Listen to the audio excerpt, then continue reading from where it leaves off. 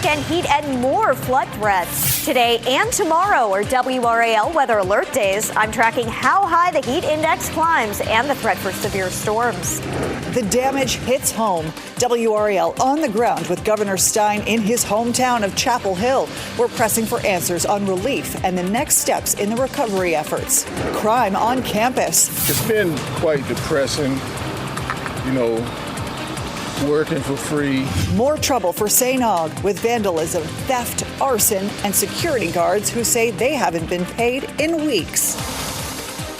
Let's start with that weather outside. We have 2 severe thunderstorm warnings in effect now for at least the next 15 minutes. We're talking about Johnston, Harnett, and Cumberland counties. You can see some of the storms right here on the radar as we speak. Thanks for being with us here on a Friday here at 7 o'clock. I'm Dan Haggerty. It is a WRAL weather alert day, a mix of intense heat as well as these storms. Meteorologist Kat Campbell joins us now. You can hear that thunder rumbling throughout the rest of the night. Yes, we're going to be watching these storms a little bit later into the night than we have the past couple of days. The severe thunderstorm warning for the cell that's moving through Harnett County, through Dunn right now, approaching Benson and Smithfield. That one has some pretty intense winds when you look inside of it at the velocities. I want to show you a storm track for the timing. Benson, about 7:05, 4 minutes from now. Clayton, if this holds together, it should be near you around 7:41. Wilson's Mill, around 7:40. We also have a severe thunderstorm warning up in Granville County, parts of Vance County, as well as Franklin County. And we are watching these storms move to the east. Up here,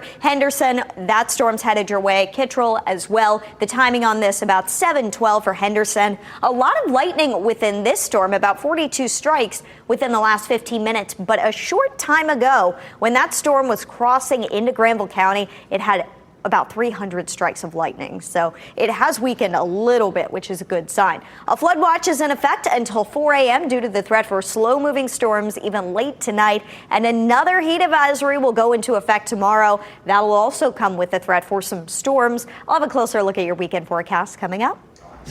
All right, Kat, thanks very much. Brian Schrader here in the WRAL Live Center following some breaking news in Wake Forest. Serious crash involving a motorcycle has closed a pretty major intersection there, Rogers Road at Forestville Road. This has all happened in the past hour or so. We know that intersection remains closed at last check, and we're seeing some pretty heavy delays through there. Working to get more details about the condition of anyone involved. All right, thank you, Brian. So Governor Josh Stein visited Chapel Hill today. This is about 2 weeks now after Chantel devastated homes and businesses in that area.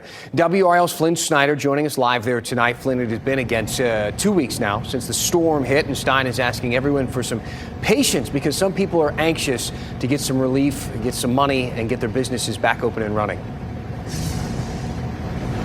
Yeah, Dan, that's right. Governor Stein said it will take time for officials to complete all the needed damage assessments to possibly apply for aid, including at businesses here in the Eastgate Crossing Shopping Center. Governor Stein met with business owners here today and also residents in the hard-hit Camelot Village community. Flood victims told Stein that they need assistance as soon as possible after losing everything. Stein's visit comes a day after he declared a state of emergency for counties impacted by Chantal. That could trigger state or federal aid. We're in the damage assessment phase where we're going around adding up how much public infrastructure was damaged, how much private businesses experienced damage, how many homes were lost. And when we've done the full survey, we will know what we're eligible for and what we're not. The state's emergency management director was also on the ground today. He said that individual damage assessments have been completed in both Durham and here in Orange counties. He said that public assessments are proving difficult in spots because the water has not fully receded yet due to those heavy rains we've been seeing over the last week or so. Flynn Snyder, WRAL News, live in Chapel Hill. A lot of work still left to be done there. Thank you, Flynn. All right, let's get you caught up on the big headlines today. These are the 5 things you should know right now. A hazmat situation evacuated the area around the YMCA in Sanford. Sky 5 there over the scene on Wicker Memorial Drive. A hazardous chemicals report came in just after 11 a.m. and investigators say the chemicals involved hydrochloric acid and chlorine. They didn't say what really caused this incident. We do know no one was hurt, which is good.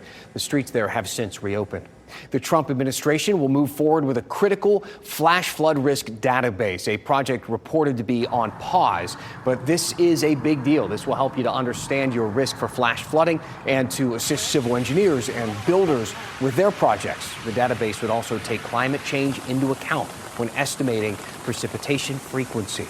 The White House is also restoring some federal funds for North Carolina education. $165 million was frozen earlier this month. $36 million will be restored to pay for summer programs as well as before and after school programs. Fayetteville Mayor Mitch Colvin will now run for re-election. After all, the State Board of Elections processed the paperwork today. It was just last month Colvin said he wasn't going to run. Guess he changed his mind. He's back, and he and 10 other candidates will now be running against him. The primary is in October. Fayetteville swore in its new police chief today. Roberto Bryan Jr. officially most recently served as police chief at Fayetteville State University. He will replace former chief Kem Braden, who retired. A dorm at St. Augustine's University damaged in a fire. Sky 5 over the campus there today. You can see the broken windows. An arson investigation right now is underway. On top of that, police arrested a man for trying to steal from the university. He's accused of trying to steal copper wire from HVAC units. We don't know if the two incidents are linked at all. We know the fire happened a couple weeks ago. The theft happened just this morning.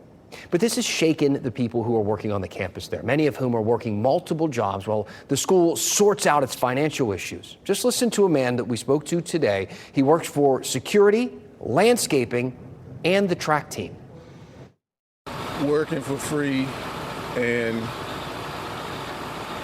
I had to cut off a lot of co-workers. They resigned or they got let go because it was too much bickering. You need to leave and all that, but I'm like, I'm here till the ship go down.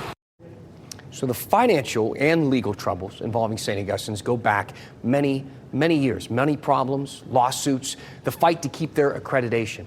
So we'd like to answer the question before we move on as to how did we get here?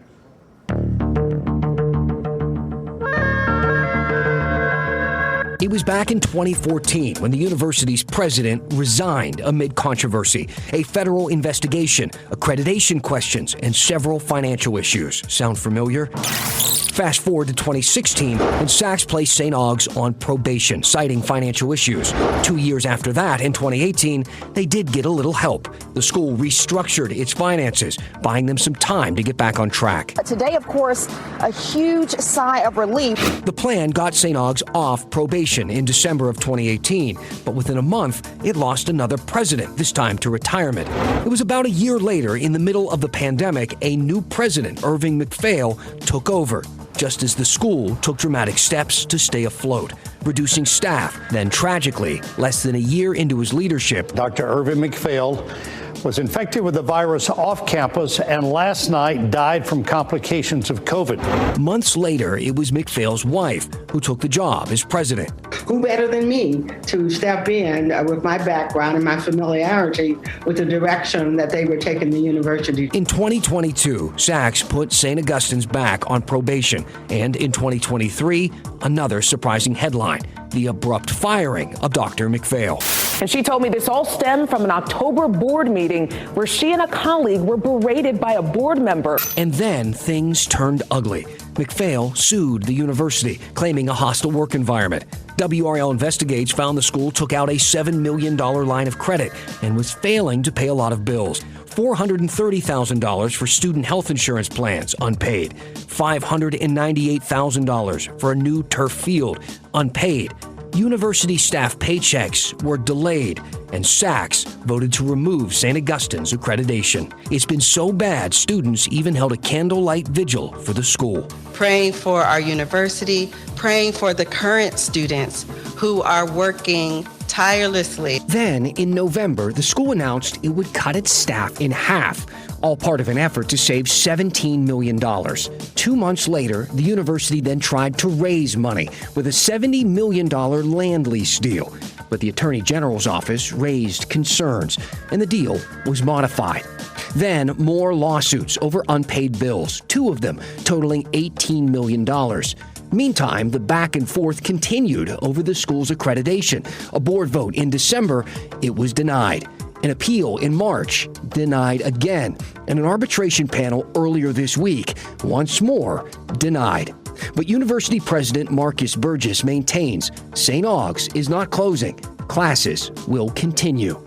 And that's how we got here.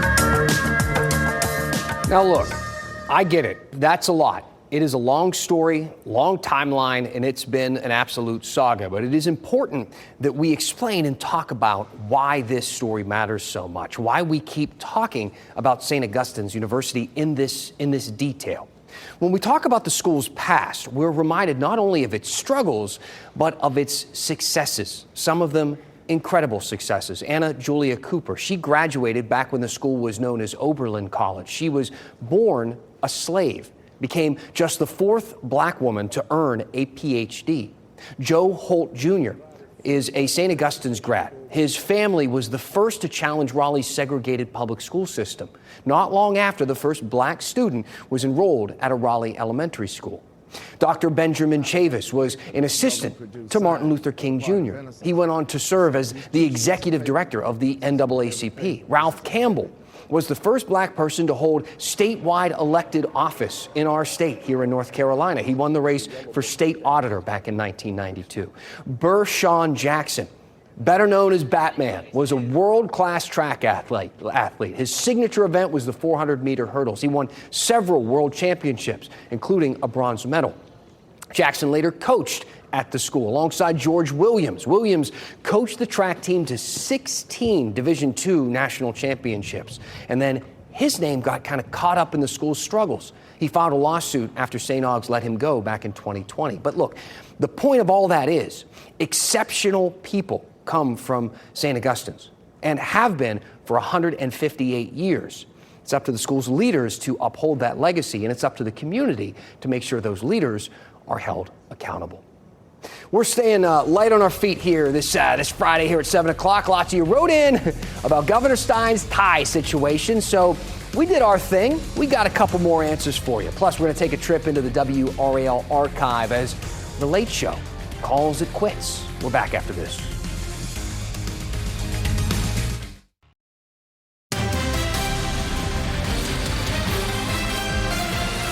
All right, welcome back. It's Friday. All right, I can't believe we're doing this. I mean, I can, it's my idea. But we are going back again for another update from the Governor Stein fashion beat. It started with an email from a viewer who noticed Governor Josh Stein never wears a tie. Then he saw the segment and responded to it on X. Then I ripped my tie off last night at 7 o'clock just to feel the freedom of the casual authority that the governor so proudly supports. And this has led to even more emails. A lot of you sent in these tie emails. So I guess we do have to start a new segment. So roll the open.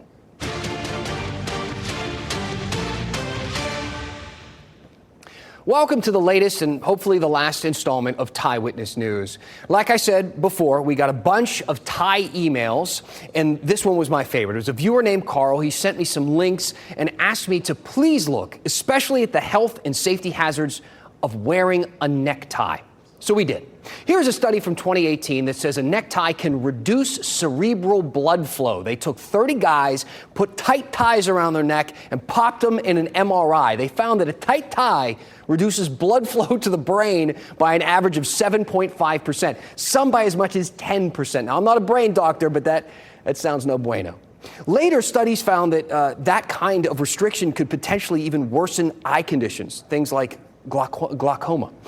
Another study, this one from 2018 as well, led to lots of doctors actually losing the ties. They took them off because as they were going around, the ties were getting funky. They found that infections and bacteria could be transmitted by doctors dangling a tie from room to room. I didn't know that. A 2013 study out of Germany found that wearing an overly tight necktie decreased your concentration by 70%.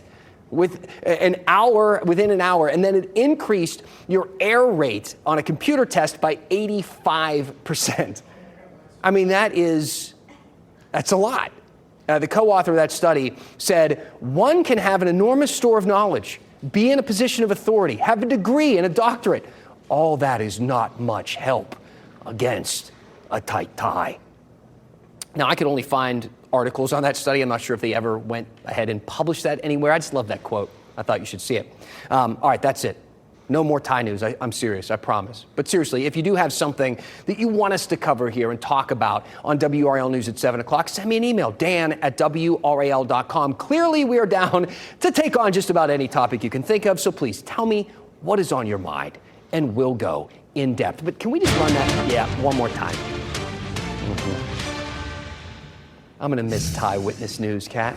I'm so glad. I mean, I'm glad I wear dresses most of the time, and I've never had to contend with the tight tie around my neck. Maybe that's why I did good in school. You're so much smarter than I am. Yeah, because my tie's too tight. But I do want to show you something cool that Mike Mays and I were enjoying back in the Weather Center. Check out this view from the Clinton camera of the storm, the severe storm that we are tracking. You can see the towering storm, the anvil up here at the top, a really cool picture and profile of this severe storm. Unfortunately, the storm itself much less cool because it does bring that threat of damaging winds as it moves across I-40 in Johnston County. It's kind of right at that I-40-95 interchange in Johnston County, and it's going to be making its way up I-95 towards Smithfield. Not a fun evening to be driving on 95 in Johnston County as this storm rolls through Goldsboro, Wayne County. You are also included in this severe thunderstorm warning. This goes until 8 p.m.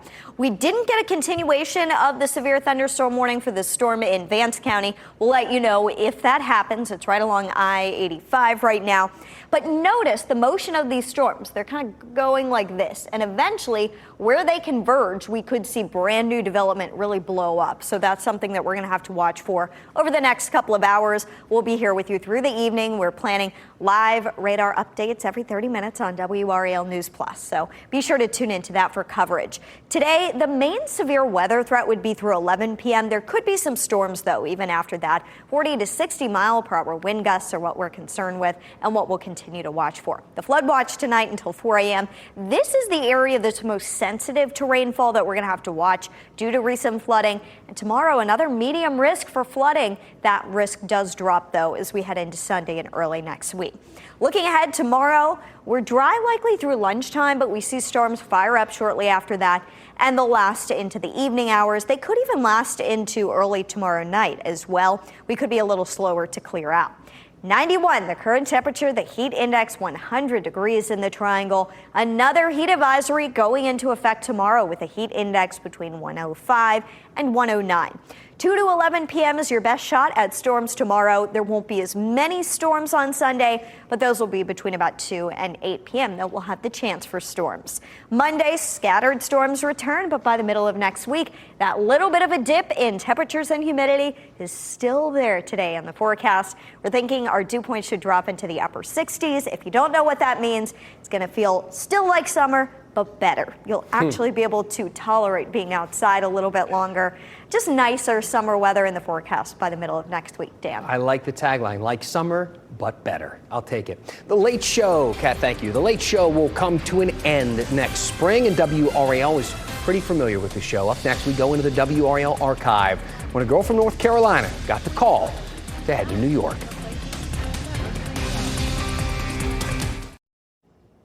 Maybe you heard the news this week that The Late Show with Stephen Colbert was canceled. The show will run until May 2026, and then that's it. It is over. No new host. The show is done. The company says that the cancellation was a financial decision and not related to the show's performance or content. But you wouldn't know anything about that, would you? You're not watching CBS. You're NBC people, right? Right. Well, many of you probably remember when WRAL was on CBS. That changed in 2016. But 1 year before that, Stephen Colbert did start his time at The Late Show. And Deborah Morgan interviewed him ahead of his debut. So other than not being named Jimmy, how is The Late Show going to be different at that time slot? In no way. It's going to be exactly the same. That's the only Are you going to do a change. monologue, for example?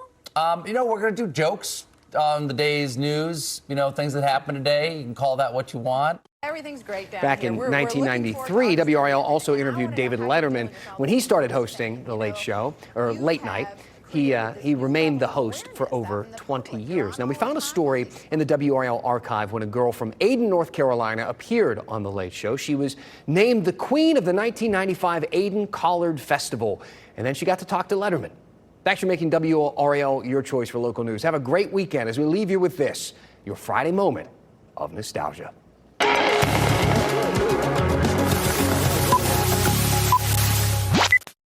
I'm feeling very excited and nervous. Nervous because Stacey White is about to become a national celebrity. This sash rocketed her to national television. Just 2 weeks ago, White won the Aiden College Festival Queen title. Now it's taking her places she never dreamed of. It's The Late Show with David Letterman.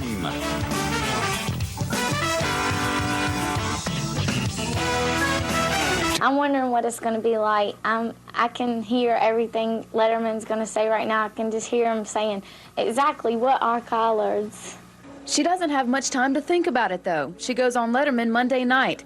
Of course, along with her tiara, White packed collards for Dave and a T-shirt from the Collard Festival. And there is one more thing she's bringing from her hometown. We'd like also for you to present to Dave, if you get the opportunity, this key to the city of Aiden. This is the first time a Collard Queen has gone to the big time. So how does a Collard Queen from Aiden land a spot on national television? Well, how else but a call from the Collard King. Worthurst, the Collard King, called me, and he gave me the number to the Letterman show, and he told me that I really needed to call, that it wasn't a joke. Stacey was all smiles as they packed the car and headed for the airport. I feel excellent. I think I'm going to represent Aiden very well. This is Stacey's first trip to New York. She says it will definitely mean more to her than just another plate of greens. For CBS News, I'm Claudine Chalfant in Aiden, North Carolina.